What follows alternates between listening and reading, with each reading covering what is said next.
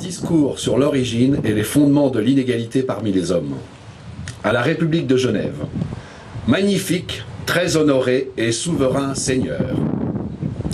Si j'avais eu à choisir le lieu de ma naissance, j'aurais choisi une société d'une grandeur bornée par l'étendue des facultés humaines, c'est-à-dire par la possibilité d'être bien gouverné et où chacun, suffisant à son emploi, nul n'eût été contraint de commettre à d'autres les fonctions dont il était chargé.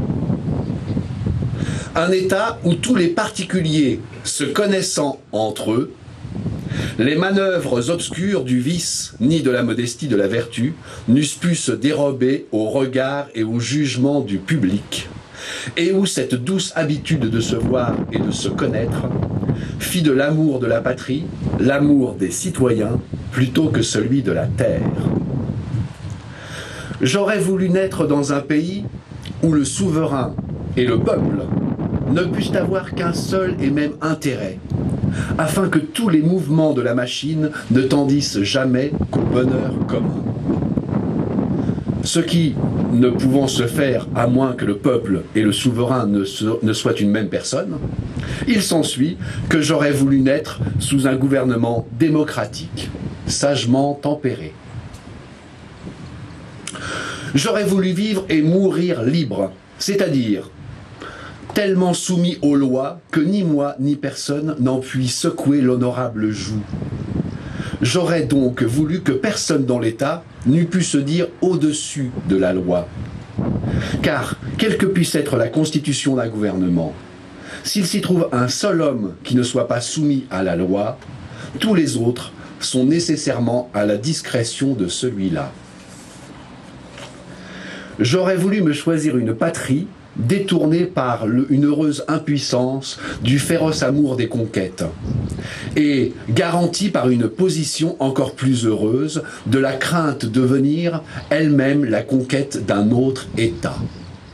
Une ville libre, placée entre plusieurs peuples dont aucun n'eut intérêt à l'envahir et dont chacun eut intérêt d'empêcher les autres d'en l'envahir eux-mêmes. Une république, en un mot, qui ne tenta point l'ambition de ses voisins et qui put raisonnablement compter sur leur secours aux besoins. J'aurais cherché un pays où le droit de législation fût commun à tous les citoyens, car qui peut mieux savoir que, sous quelles conditions il leur convient de vivre ensemble dans une même société? Tels sont, magnifique, très honoré et souverain Seigneur, les avantages que j'aurais recherchés dans la patrie, que je me serais choisi.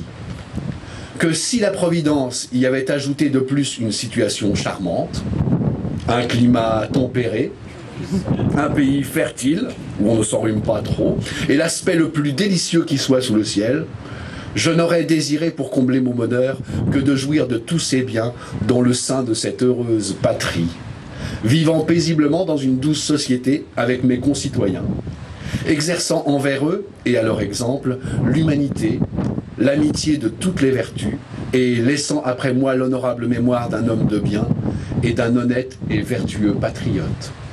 À Chambéry, et non pas en Suisse, le 12 juin 1754, Jean-Jacques Rousseau.